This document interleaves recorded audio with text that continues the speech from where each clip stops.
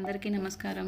Welcome to our channel Anu's rangoli and cooking. మన ఛానల్ని ఎవరైతే ఫస్ట్ టైం చూస్తున్నారో లైక్ చేయండి, షేర్ చేయండి, కామెంట్ చేయండి, అలాగే సబ్స్క్రైబ్ చేసుకోవటం మాత్రం మర్చిపోవద్దు.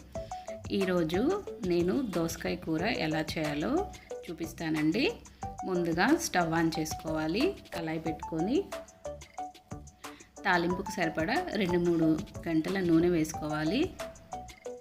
దోసకాయ ఒక అరకిలో తీసుకున్నానండి నేను. ముందుగా చెక్కు తీసుకొని చేదు చూసుకోవాలండి. ముక్కలుగా కట్ చేసుకొని పెట్టుకోవాలి. ఒక ఉల్లిపాయ, 4-5 పచ్చిమిర్చి సన్నగా తరిగి పక్కన పెట్టుకోవాలి. నూనె వేడెక్కిన తర్వాత 2 స్పూన్లు తాలింపు గింజలు, దంచిన ఒక 6-7 వెల్లుల్లి రెబ్బలు, 2 రెమ్మల కరివేపాకు, అలాగే తరిగిన ఉల్లిపాయ, తరిగిన పచ్చిమిర్చి ఒక 2 నిమిషాలు మగ్గనివ్వాలండి.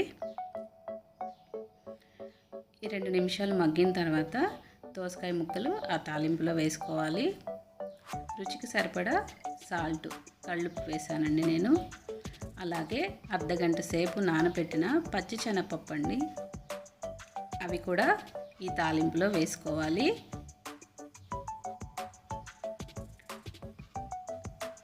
పచ్చి శనగపప్పు వేసుకుంటే టేస్ట్ బాగుంటుందండి, అందుకని వేసాను నేను. ఇవన్నీ వేసుకున్న తర్వాత బాగా కలుపుకోవాలండి. ఆ తర్వాత కొద్దిగా పసుపు వేసుకోవాలండి. ఒక 1/2 స్పూన్ పసుపు వేసి కలిపేసుకోవాలి. కూర తొందరగా ఉడుకుతుందండి. సిమ్లో పెట్టేసుకొని ఉడకనివ్వాలి. కర్రీ కూడా మూత పెట్టేద్దామండి. మూత పెడితే తొందరగా మగ్గుతుంది కర్రీ కూడా. ఒకసారి కలుపుదాము. అడుగు అంటకుండా చూసుకోవాలండి, అందుకే చిన్న మంట మీద కర్రీ ఉడకనివ్వాలి. ఒక టీ గ్లాస్ అని వాటర్ పోసాను. వాటర్ పోసుకున్న తర్వాత మళ్ళీ మూత పెట్టేసుకోవాలి. ఇంకొక 5 నిమిషాలు మగ్గనివ్వాలి కర్రీ. మూత తీసి ఒకసారి కలుపుదామండి. చూడండి, ఒక 10 నిమిషాల తర్వాత కర్రీ ఇలా ఉడుకుతుంది.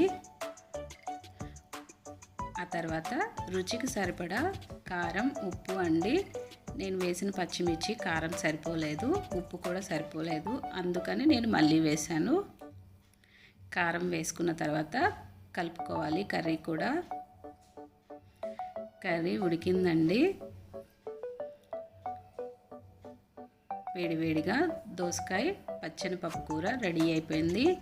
ఈ వీడియో మీకు నచ్చితే లైక్ చేయండి, షేర్ చేయండి, కామెంట్ చేయండి, అలాగే సబ్స్క్రైబ్ చేసుకోవటం మాత్రం మర్చిపోవద్దు.